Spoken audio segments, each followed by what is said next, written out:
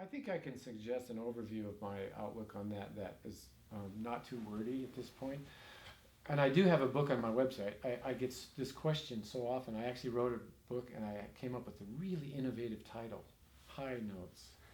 And it's at Vizzutti.com. And compared to the other books on the website, it 10 to 1 easily, you know. Like I sold probably 5 of them and none of the others. Anyway, sales are high. it's such great, yeah, it's a good book.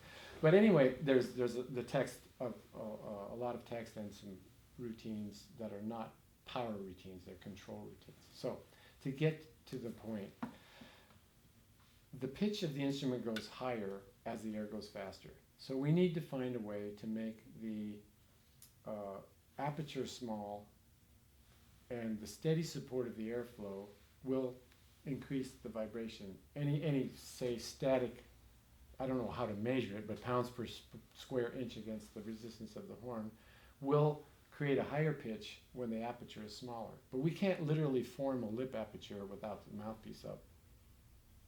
It's a bizarre thought as it turns out. So I've created a few little moves on the instrument to help discover that, which involves soft playing, little increments of half steps and things to slowly increase your range without using too much pressure, keeping a mental gauge on kind of what amount of pressure you're using, and rather than trying to literally change anything, it's just to observe at first what you do and then to control it. It's efficiency and management. I think trumpet players need to understand that high register is not a subject in itself.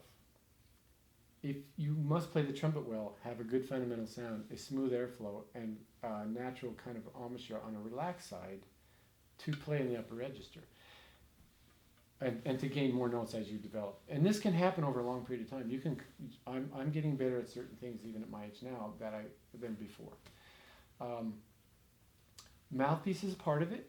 It'd be naive to think that a Bach 1C would be as easy to play as something smaller. It's ridiculous to think that, and we should be honest about that. And the mouthpiece discussion we had earlier pretty much outlines that idea. So my general comment again would be for a player to understand that the fundamental with which you play the instrument, how beautiful your sound is and how smooth and supported, how smooth your airflow is and how supported the sound is the fundamental for going up.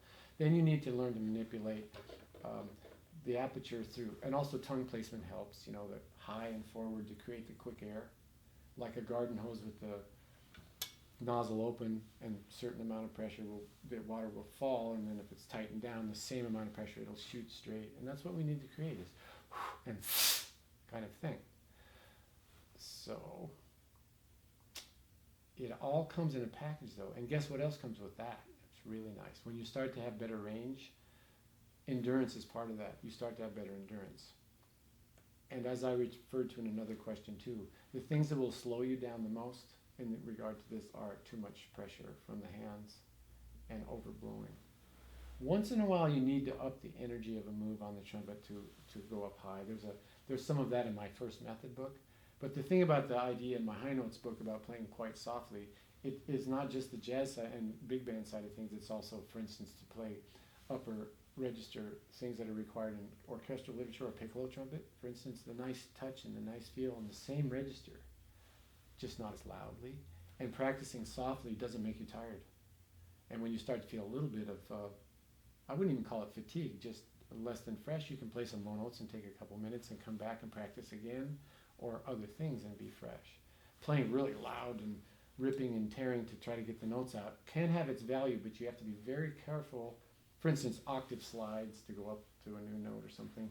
You have to be very careful not to overdo that because it just makes you stiff later, and then it becomes a little bit of a downward spiral as far as response.